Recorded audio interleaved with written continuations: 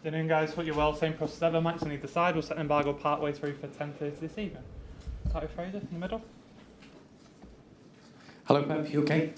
Can you bring us up to date with injury issues to start with, particularly around Foden, Kovacic, and Rodri, please? Rodri is much better. Kovacic as well. And Fila still doesn't feel good. The rest are okay. Obviously, it's transfer deadline day, but arguably one of the best bits of business you've maybe done is to bring İlkay Gundogan back in. We saw what sort of an influence he had against Ipswich. How do you make in terms of how he's settling back in, and how much of an influence is he having on the squad as a whole? He needs 1 minute. No more than that to settle. And in terms of his influence on the squad as a whole? Everybody knows it. He's a good player, top-class player, and he knows the mechanics, what we try to do, what we try to live all together, and so we knew it and it happened. And in terms of this weekend, it's early days for Julian Lopetuigi in charge of West Ham, but how do you see them evolving as a side? Are they a different prospect this year around, do you think? New managers, new places always needs time. An experienced manager, so being in Real Madrid and or national team from Spain and alongside another club, so Sevilla, this is so demanding place, so having a lot of experience.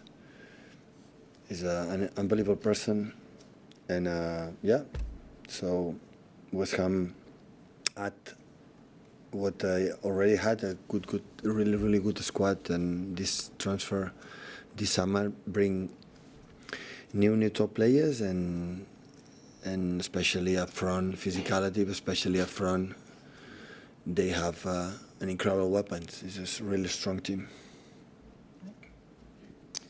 Hi, Pep. I have to ask, although I think I know the answer. You're expecting a very quiet deadline day? Yeah. Thought so. What's more of a priority for you at 9 o'clock tomorrow morning, preparing for West Ham or Oasis tickets? Absolutely West Ham. Will you be in the queue? Oasis? I don't know. If we can go, we go, absolutely. So it's a good news, I think, for the world music. So they are back, so it's fantastic for the 1,000 million fans they have around the world, especially here in England, in UK. So, yeah, really good. The Ballon d'Or voting opens next week. There's plenty of Manchester City players that perhaps will be expected to be in the shortlist, but of all outstanding players, perhaps Rodri, and I know you love your midfielders, perhaps just a word on why he is expected to be in the top three, maybe, if not win it.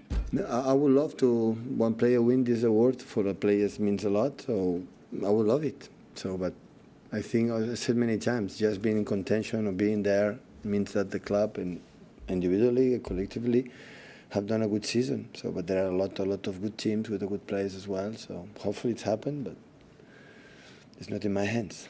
We know the strikers often win, but given Rodri's run of unbeaten games, how important he was to Manchester City, is it maybe time now that a midfielder wins it this time round? It would be delight. He deserves it, but I guess maybe another one deserves it too. So the people vote. So Rodri had made not just this season, many seasons, and the previous season, of course, was really good with the Premier League and especially in the Euros, winning with Spain. But there are players also they did a good season. Pep, obviously the transfer window has been difficult for lots of different clubs for different reasons. I know with Julian Alvarez leaving, you spoke a couple of weeks ago about looking for a player at some point to come in and fill that and maybe challenge Erling up front. With this window specifically, was it just a case of the fact the right player wasn't available? Was it a case of the club needing more time because the Alvarez deal happened late? I mean, what's the situation with that? I'm happy with the squad.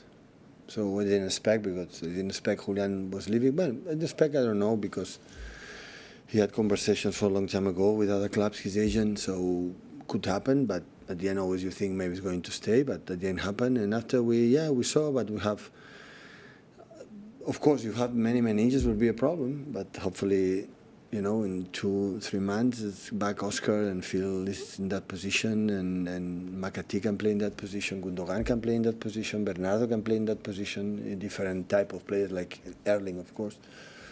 So, and maybe it's a mistake, I don't know, but I like to work with not a long squad. I don't like to leave a lot of players without playing for a long time. And when you have a long squad and no injuries, stand a month without playing, and I don't like it. And also I feel when everybody's involved and with the chance to play, the performance of the team is always better. So, and that's why I prefer, I know the group, I know how incredible serious and professional they are, and commitment in every single game, and well, we decide to go. You're right, when we are not pretty sure, it's better wait. In winter we have, just in case happen, we have another chance. So if I'm not convinced and Chiqui is not convinced, it's better don't take that step. We saw the England squad announced yesterday. First, I guess, a word on Rico Lewis and Jack Grealish getting themselves back in the squad. I mean, Rico's had a fantastic pre-season and fantastic start to the season. You must be delighted to see him recognised by England. Absolutely. He deserves it for him. I'm so happy for him. Yeah, really happy. But Kyle Walker, I suppose, one of the big names not to be selected. Have you spoken to him? Do you know what? No. But when he will be back, his best, it will be soon. And always is an incredible weapon for the national team to be used, because having specific qualities that is really we need. So, but of course it was late, and after still arrived with some little bit niggles and problems, and Rico was playing really good with the pre-season. The rhythm is higher than them because it was in holidays, and that's why